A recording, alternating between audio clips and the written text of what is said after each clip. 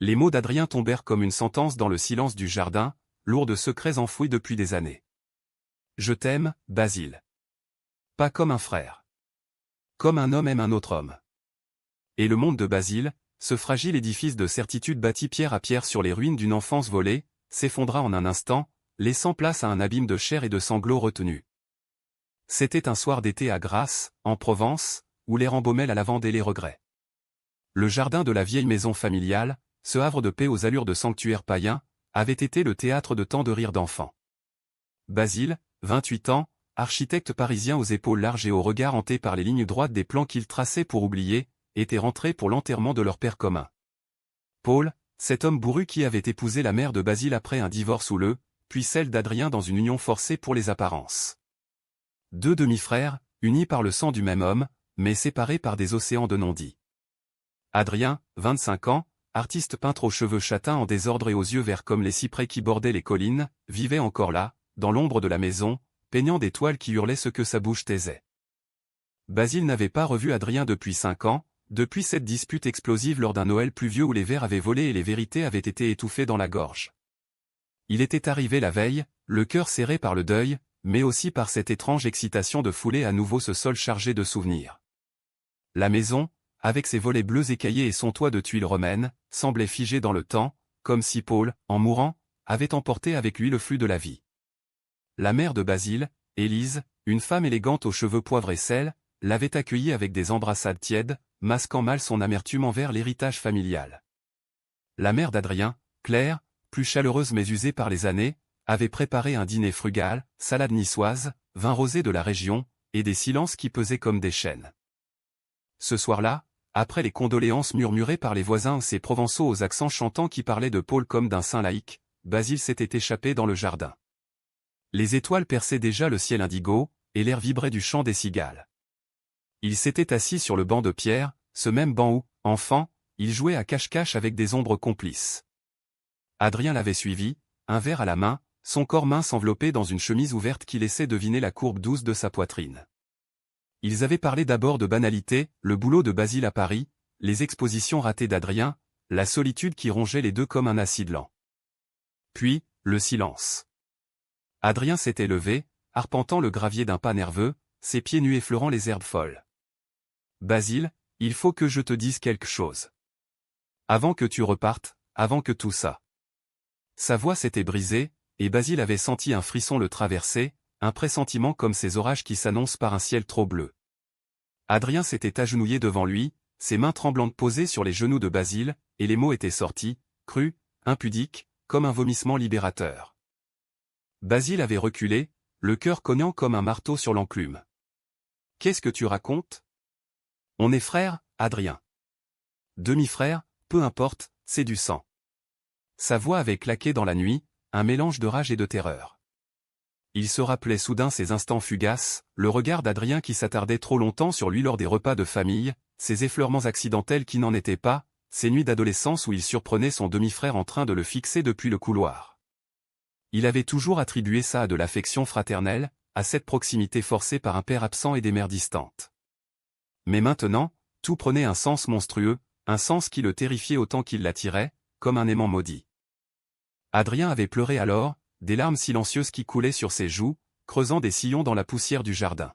« Je sais, Basile. Je le sais mieux que quiconque. Mais je ne peux plus vivre avec ça. Depuis qu'on est gosse, c'est toi qui hantes mes rêves, toi qui fais battre mon cœur comme un fou. J'ai essayé de t'oublier, avec d'autres, avec la peinture, avec l'alcool. Mais rien n'y fait.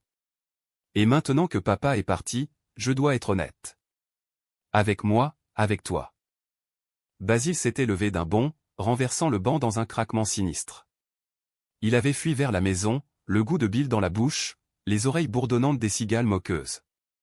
Dans sa chambre, sous les poutres apparentes, il s'était effondré sur le lit étroit, les poings serrés contre les draps rêches.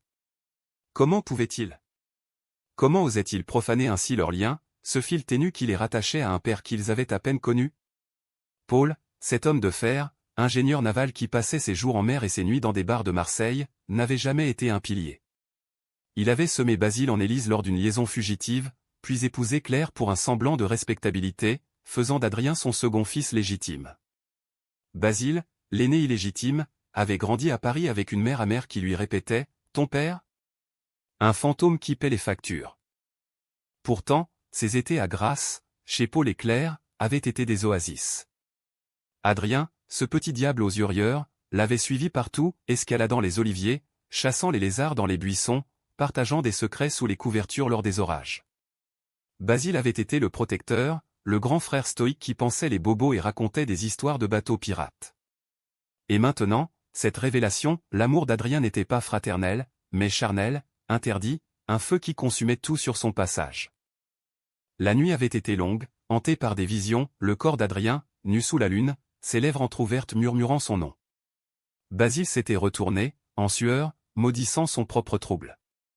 Était-ce de la répulsion pure, ou y avait-il en lui une étincelle similaire, refoulée sous des couches de déni? À Paris, il avait eu des liaisons éphémères avec des femmes, des relations tièdes qui le laissaient vide, comme si son cœur cherchait ailleurs. Mais jamais il n'avait osé regarder un homme, encore moins son frère. Au matin, le petit déjeuner fut un simulacre. Élise et Claire, assises de part et d'autre de la table en chaîne, échangeaient des regards lourds de non-dits sur l'héritage, la maison, les vignes, les dettes accumulées par Paul. Adrien évitait les yeux de Basile, se contentant de grignoter une tartine beurrée, ses traits tirés par une nuit sans sommeil. Basile, lui, fixait son café noir, les mots d'Adrien tournant en boucle dans sa tête comme un refrain obsédant. Après le repas, alors que les mères discutaient avec le notaire au salon, Basile entraîna Adrien dehors, vers le fond du jardin, près du puits abandonné où ils avaient autrefois lancé des pierres pour écouter l'écho. « Explique-toi, Adrien. Explique-moi cette folie. » Sa voix était un murmure rauque, chargé de colère contenue. Adrien s'adossa au mur de pierre, allumant une cigarette d'une main tremblante. La fumée s'éleva en volute paresseuse, masquant à peine son regard implorant. « Ce n'est pas de la folie, Basile. C'est la vérité. La mienne. J'ai lutté contre ça des années. À l'école, quand les autres garçons se vantaient de leur conquête, je pensais à toi, à tes épaules solides quand tu me portais sur ton dos. À 17 ans, j'ai embrassé un garçon à une fête, et c'était ton visage que j'imaginais. J'ai fui à Paris pour l'école d'art, pour m'éloigner, mais tu étais partout, dans les rues, dans les cafés, dans mes toiles. » Basile sentit une nausée monter. « Et papa? Il savait ?» Adrien secoua la tête, un rire amer aux lèvres. « Papa? Il ne savait rien de personne, même pas de lui-même. Il m'a surpris une fois avec un magazine, et il m'a cogné si fort que j'ai cru mourir. Pas dans cette famille, qu'il a dit. Alors j'ai enterré tout ça, jusqu'à ce que sa mort me libère. » Les mots d'Adrien étaient une lame qui entaillait l'âme de Basile. Il revoyait Paul, ce colosse au regard fuyant, rentrant sous les soirs d'hiver, distribuant des baffes comme des leçons de vie. L'héritage de la violence, de la répression. Basile avait fui ça en se mariant presque une fiancée, Sophie, qu'il avait quittée 6 mois plus tôt pour son incapacité à aimer vraiment.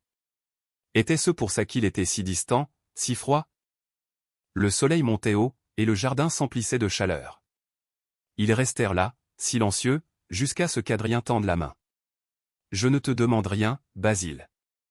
Juste de ne pas me haïr. » Basile recula, mais son cœur, traître, palpita à ce contact effleuré. La journée s'étira en une danse maladroite, aide aux funérailles, regards volés, silence complice. Le soir, lors du repas d'adieu avec la famille élargie, Adrien but trop, ses yeux brillants fixés sur Basile comme un appel muet. La veillée funèbre fut un rituel provençal, solennel et chargé d'odeurs, encens, fleurs fanées, vin aigre qui coulait à flots pour noyer le chagrin. L'église de Grasse, avec ses vitraux qui peignaient le sol de mosaïques colorées, débordait de cousins lointains et d'anciens collègues de Paul, ses marins burinés par le sel qui contait des anecdotes exagérées sur le défunt. Basile, en costume sombre trop serré, se tenait au premier rang, Adrien à ses côtés, leur proximité forcée comme une punition divine. Chaque effleurement de leurs épaules envoyait une décharge électrique dans les veines de Basile, un mélange de répulsion et de fascination qu'il maudissait en silence. Après la messe, le cortège s'ébranla vers le cimetière, un champ de croix blanche perché sur la colline, dominant les champs de lavande qui ondulaient comme une mer violette. Adrien marchait tête baissée, ses larmes coulant librement maintenant, tandis que Basile serrait les dents, luttant contre l'envie irrationnelle de le serrer contre lui, de murmurer des mots apaisants comme autrefois. « Rentre à Paris demain », avait-il dit à Adrien ce matin-là, d'une voix ferme qui masquait son trouble. On en reparlera plus tard. Loin d'ici. Mais Adrien avait secoué la tête, ses yeux verts implorants. Non, Basile. Pas avant qu'on affronte ça. Ensemble. La nuit tomba tôt, enveloppant la maison d'un voile de mystère. Élise et Claire, épuisées, s'étaient retirées tôt, laissant les deux frères seuls avec les ombres. Basile erra dans le salon, feuilletant de vieux albums photos, Paul en jeune homme, fier sur son bateau, Élise radieuse à leur mariage, Adrien bébé, potelé et rieur dans les bras de Claire. Et lui, Basile, adolescent maigre, protégeant son petit frère d'un regard possessif. Chaque image était un coup de poignard, ravivant des souvenirs qu'il avait enfouis. Adrien le trouva là, assis par terre, un verre de cognac à la main. « Tu te souviens de cette photo » demanda-t-il, s'asseyant à côté, trop près. Sur l'image jaunie, il posait nu dans une piscine gonflable, 8 et 5 ans, éclaboussant l'eau avec des rires innocents. C'était avant que tout devienne compliqué. Avant que je sache ce que je ressentais vraiment. Sa voix était un murmure, chargé d'une vulnérabilité qui désarma Basile. Pour la première fois, il vit Adrien non comme un frère, mais comme un homme, les lignes fines de son visage, la courbe gracile de son cou, la façon dont sa chemise s'entr'ouvrait sur une peau hâlée par le soleil provençal. « Parle-moi de toi, Adrien. » Vraiment. Les mots sortirent malgré lui, une curiosité traîtresse. Adrien hésita, puis se lança, les phrases coulant comme un fleuve en crue. Il raconta ses premiers émois, à 13 ans, en surprenant Basile se changer après une baignade, le corps athlétique de son aîné gravé dans sa mémoire comme un tatouage invisible. Les nuits solitaires à se caresser en imaginant des baisers volés, la culpabilité qui rongeait comme un cancer. Son départ pour Paris, où il avait couché avec des inconnus dans des bars sombres du Marais, cherchant en vain à exorciser le fantôme de Basile. Mais c'était toujours toi, Basile. Ton rire, ta force, ta solitude. Tu es mon idéal, mon tourment. Basile écouta, hypnotisé, le cognac réchauffant son ventre tandis qu'un feu plus dangereux s'allumait en lui. Il pensa à sa propre vie, les nuits blanches à concevoir des bâtiments qui ne comblaient pas le vide, les relations avortées avec des femmes qui sentaient le mensonge. Sophie, sa dernière, l'avait accusé d'être absent, comme un fantôme. Était-ce parce qu'il aimait ailleurs? Non, impossible. Pourtant, en regardant Adrien, ses lèvres tremblantes, il sentit une pulsion monter, un désir primal qui l'étouffa d'un geste brusque. Arrête. C'est mal. Nous sommes de la même famille. Adrien se leva, blessé dans son orgueil. Famille? Quelle famille, Basile? Papa nous a abandonnés à nos mères, et elles nous ont élevés dans le silence. On n'est pas frères par choix, mais par accident. Et si cet accident était une chance? Il s'approcha, son souffle chaud effleurant le visage de Basile, et pendant un instant suspendu, le monde s'arrêta. Leurs lèvres se frôlèrent un accident, un effleurement et Basile recula comme brûlé, le cœur en vrac. « Sors d'ici » hurla-t-il, repoussant Adrien qui trébucha contre la table, renversant un vase en porcelaine qui se brisa en mille éclats. Le bruit réveilla les mères, et Élise apparut en robe de chambre, les yeux écarquillés. « Qu'est-ce qui se passe ?» Adrien, le visage pâle, murmura un « rien » avant de s'enfuir vers sa chambre. Basile, seul avec les débris, ramassa les morceaux, les mains tremblantes, se coupant sur un éclat acéré. Le sang gouttait sur le tapis, un rappel rouge de la violence intérieure. Les jours suivants furent un supplice. L'enterrement passé, la maison devint un champ de mines émotionnelles. Basile évitait Adrien, prétextant des appels pour Paris, des papiers à signer. Mais la nuit, dans le silence oppressant, il repensait à cet effleurement, à la douceur inattendue des lèvres de son frère. Était-ce du dégoût ou du regret? Il se surprit à le chercher du regard lors des repas, à noter la façon dont Adrien riait avec Claire, un rire forcé qui masquait sa douleur. Un après-midi, alors que la chaleur étouffait la Provence, Basile descendit au village pour acheter du tabac ou une excuse pour s'éloigner. Grasse, avec ses ruelles pavées et ses parfumeries envoûtantes, l'apaisa un temps. Il s'assit à une terrasse, commandant un pastis glacé, observant les passants, des couples enlacés, des familles bruyantes. Un jeune homme, aux traits fins rappelant vaguement Adrien, passa avec son amant, main dans la main, et Basile sentit une pointe d'envie, vite réprimée. De retour à la maison, il trouva Adrien dans le jardin, peignant sur un chevalet improvisé. La toile représentait un homme nu, dos tourné, les épaules larges comme les siennes, sous un ciel tourmenté. C'est toi, dit Adrien sans se retourner, la voix neutre. Basile s'approcha, fasciné malgré lui par les coups de pinceau rageurs, les bleus profonds qui évoquaient la mer déchaînée. Pourquoi, murmura-t-il. Adrien posa son pinceau, se tournant enfin, les yeux rougis. Parce que l'art est le seul endroit où je peux t'aimer sans te détruire. Ce fut le début d'une trêve fragile. Ils parlèrent des heures, assis sous l'olivier centenaire, partageant des cigarettes et des confidences. Adrien avoua ses peurs, la rejet de la famille, l'homophobie latente de la Provence rurale, le poids du secret. Basile, pour la première fois, s'ouvrit sur sa propre solitude, sur le mariage raté, sur le sentiment d'être un imposteur dans sa propre vie. Peut-être que je suis comme toi, lâcha-t-il un soir, les mots suspendus dans l'air comme une prière. Adrien ne rit pas, ne jugea pas, il posa simplement sa tête sur l'épaule de Basile, un geste fraternel qui en était un autre. Mais la tension montait, invisible, comme un orage qui gronde au loin. Élise, avec son intuition aiguisée, remarqua les regards, les silences trop intimes. « Qu'est-ce qui se passe entre vous deux » demanda-t-elle un matin à Basile, en pliant le linge. Il balbutia une réponse, le cœur battant. Claire, plus intuitive encore, confia à Adrien, « Ton frère est perdu, mon chéri. Aide-le, mais pas au prix de ta peau. » La rupture vint abruptement. Un soir, après un dîner arrosé, Adrien, ivre de vin et de désespoir, attira Basile dans la grange attenante à la maison, un lieu poussiéreux empli d'outils rouillés et de toiles inachevées. « Aime-moi, Basile. Juste une fois. Pour savoir. » Ses lèvres s'écrasèrent sur celles de Basile, un baiser fiévreux, désespéré, chargé de sel et de lavande. Basile céda un instant, ses mains agrippant la chemise d'Adrien, sentant la chaleur de sa peau, le battement erratique de son cœur. C'était doux, c'était interdit, c'était le paradis et l'enfer mêlés. Puis la raison revint, brutale. Basile repoussa Adrien, le giflant dans un geste de panique. « Jamais. Tu me dégoûtes. » Les mots étaient un poison, et Adrien s'effondra, le visage en sang d'une lèvre fendue.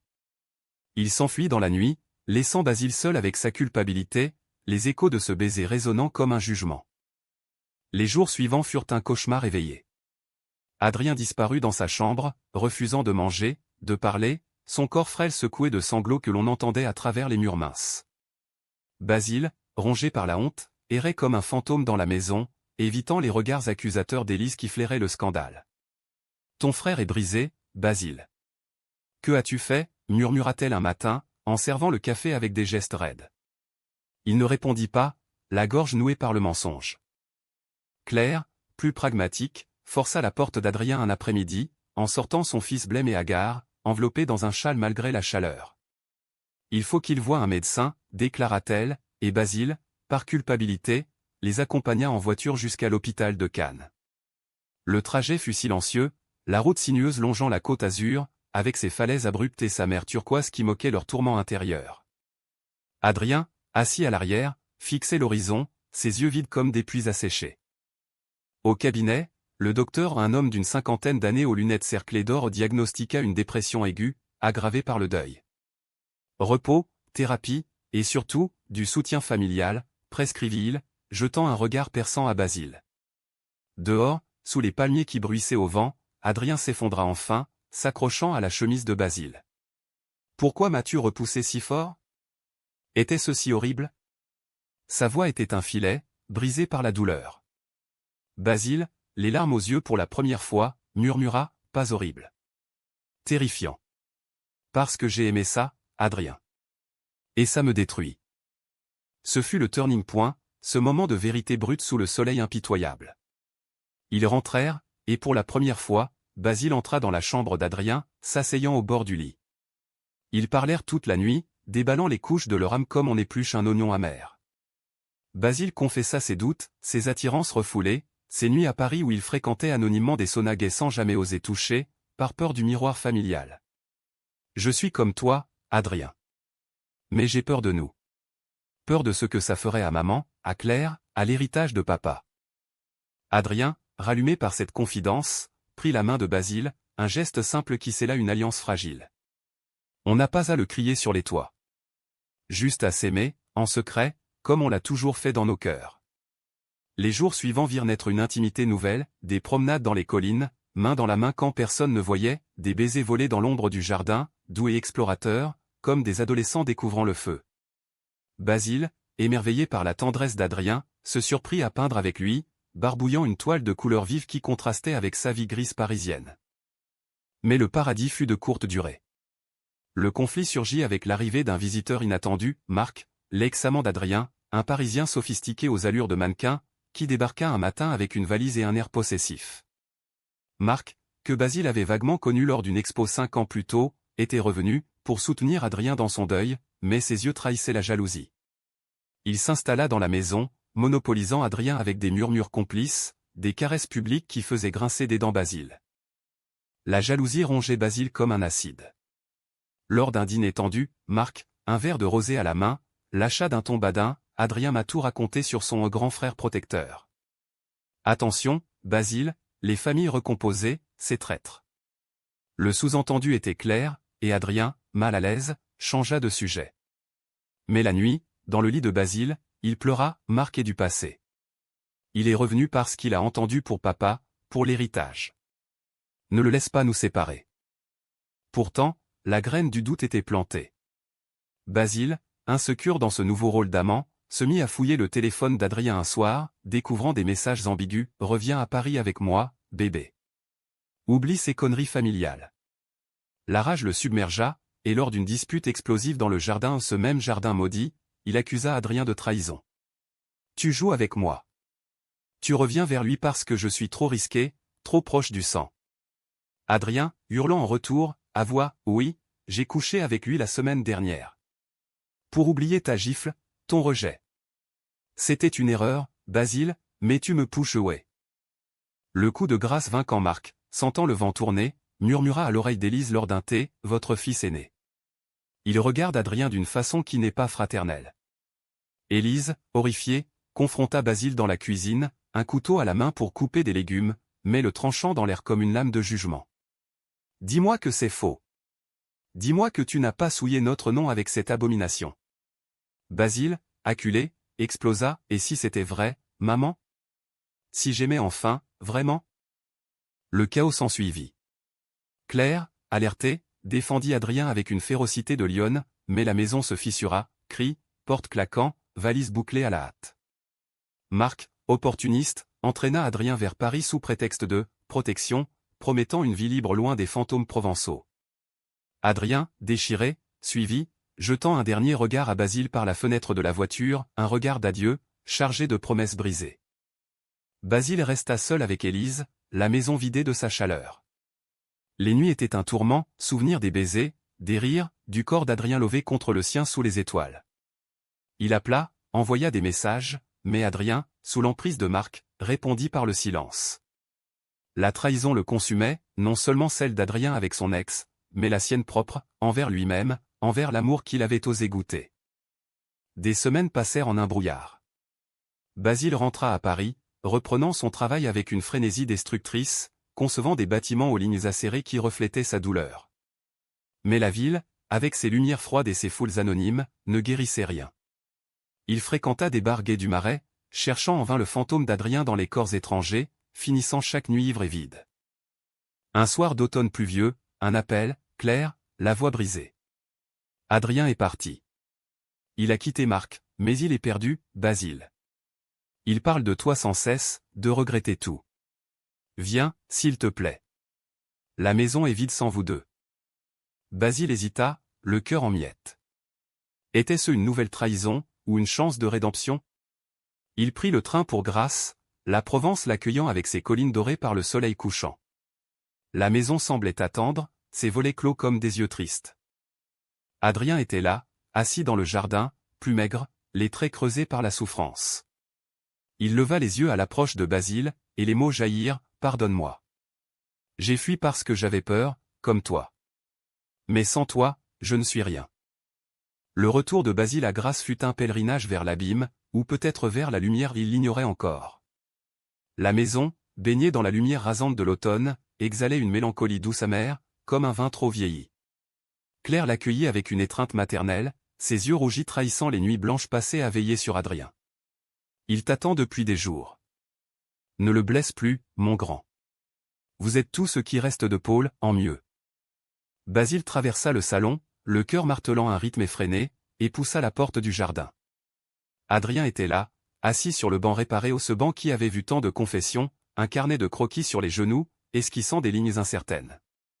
Il avait perdu du poids, ses joues creusées accentuant la finesse aristocratique de ses traits, et ses cheveux, plus longs, cascadaient en boucles désordonnées sur son front. À la vue de Basile, il se figea, le crayon tombant dans l'herbe. « Tu es venu » murmura-t-il, la voix rauque d'émotion. Basile s'approcha lentement, comme on approche un animal blessé, et s'assit à côté de lui, à une distance respectable mais magnétique. « Je ne pouvais pas te laisser comme ça. Pas après tout. » Le silence s'étira, chargé de non-dits, jusqu'à ce qu'Adrien pose sa tête sur l'épaule de Basile, un geste simple qui fit fondre les dernières barrières. Ils parlèrent alors, des heures durant, sous le ciel qui s'assombrissait. Adrien raconta son exil parisien, les disputes avec Marc, violentes et jalouses, culminant en une nuit où l'ex l'avait giflé pour un regard porté sur un inconnu. « J'ai réalisé que c'était toi que je cherchais partout, Basile. Pas un amant, pas un frère, toi, tout entier. » Basile, à son tour, avoua sa spirale destructrice, les nuits solitaires, les regrets qui le hantaient comme des spectres. « J'ai eu peur de nous, Adrien. Peur que cet amour soit une malédiction, un écho de la répression de papa. Mais sans toi, je suis mort en vie. » Ce soir-là, pour la première fois, ils firent l'amour. Dans la chambre d'Adrien, aux murs tapissés de toiles inachevées, sous la lueur d'une lampe tamisée. Ce fut tendre, hésitant, une exploration mutuelle des corps marqués par les cicatrices invisibles du passé. Les mains de Basile, habituées aux traits droits des plans d'architecte, tracèrent des courbes douces sur la peau d'Adrien, apprenant la géographie d'un territoire interdit. Adrien, avec ses lèvres expertes, murmura des mots d'amour en provençal, un dialecte chantant qui enveloppait Basile comme un cocon.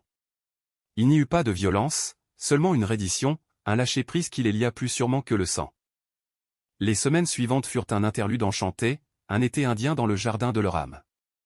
Ils se promenèrent dans les marchés de Grasse, achetant des bouquets de mimosas et des fromages odorants, riant comme des amants ordinaires. Basile, en télétravail depuis la maison, dessinait des projets inspirés par les courbes des collines, tandis qu'Adrien peignait des toiles vibrantes où leurs silhouettes se fondaient dans les paysages provençaux. Élise et Claire, après une confrontation larmoyante, acceptèrent tacitement, Élise avec une résignation stoïque, Claire avec une joie discrète. L'amour est rare, mes garçons. Ne le gâchez pas par fierté, dit-elle un soir, posant une main sur leurs épaules jointes. Mais le paradis a ses ombres. Le conflit ressurgit avec la nouvelle de l'héritage, le notaire convoqua la famille pour la lecture du testament. Paul, dans un geste posthume inattendu, léguait la maison et les vignes à Basile et Adrien conjointement, avec une clause, pour qu'ils apprennent à être frères, vraiment. Les mères, exclus, protestèrent, Élise hurlant à l'injustice. Il nous punit encore, ce fantôme. Mais pour Basile et Adrien, c'était une bénédiction maudite, un lien légal qui soulignait leur tabou. Marc, l'ombre persistante, revint à la charge. Par email d'abord, des messages venimeux, tu vas détruire ta famille pour un inceste? Paris t'attend, Adrien. Avec moi, sans scandale. Puis, en personne, débarquant un matin pluvieux avec un bouquet et un air contrit. Je suis désolé pour tout. Laisse-moi te reconquérir. Adrien, pris de court, hésita, et Basile, témoin de la scène depuis la fenêtre, sentit la trahison renaître comme une braise attisée. La dispute qui suivit fut cataclysmique. Dans le jardin, sous une averse torrentielle qui transformait le sol en boue, Basile accusa Adrien, tu vas encore le choisir?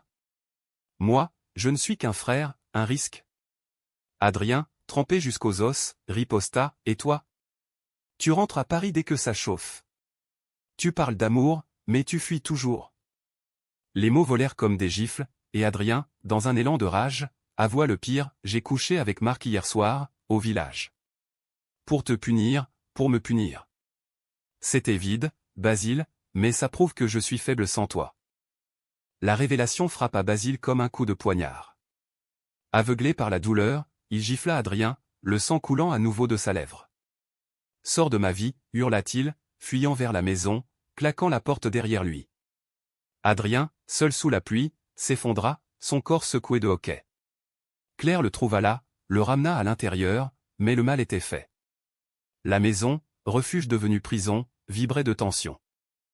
Basile passa la nuit dans le grenier, entouré de malles poussiéreuses remplies de souvenirs, lettres de Paul, photos jaunies, un journal d'Adrien enfant où son nom revenait comme un leitmotiv. En lisant ces lignes maladroites, Basile est mon héros, je l'aime plus que tout, y compris la profondeur de leur lien, forgé non par le sang, mais par l'absence partagée. Au lever du jour, il descendit, déterminé à réparer. Mais Adrien avait fui. Une note sur la table, je pars à Paris. Besoin de temps. Pardonne-moi. Aime-toi pour nous deux. Basile, le cœur en lambeaux, prit le train à son tour, la Provence s'effaçant derrière lui comme un rêve brisé. Paris l'accueillit avec sa froideur coutumière, ses boulevards encombrés où il se perdit, cherchant Adrien dans les galeries d'art, les cafés du quartier latin. Il le trouva enfin, dans un atelier du Marais, entouré de toiles sombres, le visage fermé. « Pourquoi es-tu venu » demanda Adrien, la voix lasse. Basile s'approcha, prenant ses mains froides. « Parce que la trahison n'est rien face à nous. J'ai péché aussi, Adrien. Avec ma peur, mon rejet. Mais je choisis l'amour. Toi et moi, contre le monde. » Adrien pleura alors, s'abandonnant dans les bras de Basile. Ils firent l'amour là, sur le sol taché de peinture, un acte de réconciliation fiévreux, chargé de promesses. Mais le chemin était encore long, thérapie conjointe, confession aux mères par lettres, une vie à construire sur des ruines. Pourtant, la joie revint, timide. Ils louèrent un appartement rue des Abbesses, avec vue sur Montmartre, où Adrien peignait et Basile dessinait, leur monde se mêlant en une symbiose créative. Les nuits étaient des festins de tendresse, les jours des explorations, promenades le long de la Seine, dîners dans des bistrots où ils osaient se tenir la main sous la table. L'hiver parisien enveloppa leur amour naissant d'un manteau de givre, testant sa solidité comme un vent du nord qui fouette les remparts. L'appartement, petit mais chaleureux avec ses murs ocre et ses toiles d'Adrien accrochées de travers, devint leur sanctuaire. Basile, de retour à son bureau d'architecture près de la tour Eiffel, rentrait chaque soir avec des croissants frais et des histoires de chantiers fous, tandis qu'Adrien, freelance pour des magazines, illuminait l'espace de couleurs vives. Pourtant, sous cette idylle, les fissures persistaient, cauchemar d'Adrien sur le rejet, doute de Basile sur l'avenir. Le premier vrai test vint avec Noël. Invités à grâce ou une trêve fragile proposée par Claire, ils hésitèrent. « Et si maman ne supporte pas » murmura Adrien un soir, lové contre Basile sous les couvertures. Basile l'embrassa tendrement. « On y va pour elle, pour nous. L'amour n'est pas un secret éternel. » Le voyage en TGV fut tendu, leurs mains entrelacées cachées sous un manteau, mais l'arrivée à la maison dissipa les nuages. Élise, les bras ouverts, murmura « Vous êtes ma fierté, même si ça me terrifie. » Claire, en larmes joyeuses, prépara un festin, dinde farcie, bûche au marron, et des toasts à « l'amour vrai, quel qu'il soit ». Pourtant, le passé n'était pas mort. Marc, rancunier, envoya une lettre anonyme à Élise, décrivant en détail cru leur liaison interdite, avec photo volée d'un baiser dans le jardin. Le scandale éclata lors du réveillon. Élise, lisant la missive en cachette, confronta Basile dans la cuisine, la voix chevrotante. « C'est vrai ? Vous ? Ensemble ? Mon Dieu, Paul doit se retourner dans sa tombe. » Basile, le cœur serré, ne nia pas, « Oui, maman. Et c'est le plus beau de ma vie. » Adrien, alerté par les cris, intervint, défendant leur amour avec une éloquence passionnée, « Nous ne sommes pas une malédiction. Nous sommes la guérison de ce que papa a brisé. » La nuit fut un ouragan émotionnel. Élise s'enferma, Claire joua les médiatrices, et Basile et Adrien, chassés dans le jardin sous la neige rare provençale, se serrèrent l'un contre l'autre. « On s'en va » proposa Adrien, tremblant. Basile secoua la tête. « Non. On affronte. Pour de bon. » Au matin, une assemblée familiale, Élise, brisée mais résolue, avoua ses propres secrets ou une liaison lesbienne refoulée dans sa jeunesse, transformant la douleur en empathie. « Si j'ai pu taire mon cœur, je ne vous laisserai pas faire de même. Restez. Soyez heureux. » Le printemps apporta la renaissance. Basile et Adrien vendirent une partie des vignes pour financer un projet fou, une maison éco-conçue en Provence, un havre pour artistes queer, avec atelier et jardin thérapeutique. Adrien y exposa pour la première fois publiquement, ses toiles dont une série sur « Frères d'âme » acclamée à Cannes. Basile, inspiré, intégra des éléments organiques dans ses designs, remportant un prix pour un bâtiment communautaire LGBTQ+ à Paris. Mais la trame n'était pas sans ombre. Une fausse couche au nom, une crise, Adrien, hanté par l'abandon paternel, sombra dans une dépression lors d'une exposition ratée. Basile, patient, l'accompagna en thérapie, apprenant à guérir ses propres blessures. Leur amour, forgé dans le feu, en sortit plus fort, des voyages en Italie, où ils se marièrent civilement dans une petite chapelle de Toscane, loin des jugements, des nuits où ils dansaient nus sous la lune, riant de leurs peurs passées. Le climax survint un été, 2 ans plus tard. Marc, ruiné et amer, tenta un chantage, des photos volées envoyées à la presse People, menaçant de révéler leur inceste. Adrien, paniqué, voulut payer, mais Basile refusa. On publie nous-mêmes. L'amour n'a pas à se cacher. Ils accordèrent une interview au Figaro, titrée « Frères par le sang, amants par le cœur », un récit nu de leur chemin, de la confession dans le jardin à la rédemption partagée. Le scandale fut bref. La France, tolérante en surface, applaudit plus qu'elle ne condamna, et Marc, discrédité, disparut dans l'oubli. La fin, ou plutôt l'horizon, se dessina dans ce même jardin de grâce, un soir doux où les étoiles scintillaient comme des promesses. Basile et Adrien, assis sur le banc, un verre de rosé à la main, regardaient les lucioles danser. Et tout a basculé ici, murmura Adrien, sa tête sur l'épaule de Basile. Pour le meilleur. Basile l'embrassa, un baiser profond, chargé de gratitude. Pas de regret. Adrien sourit, les yeux pétillants. Seulement d'avoir attendu si longtemps. Élise et Claire, vieilles gardiennes de leur bonheur, les rejoignirent avec des assiettes de tapenade et d'olives. La famille, recomposée non par le hasard mais par le choix, rit sous les cyprès. L'amour, cet oiseau rare, avait triomphé, non sans cicatrices, mais avec une humanité profonde, un rappel que les vérités enfouies, une fois libérées, fleurissent en jardins inattendus.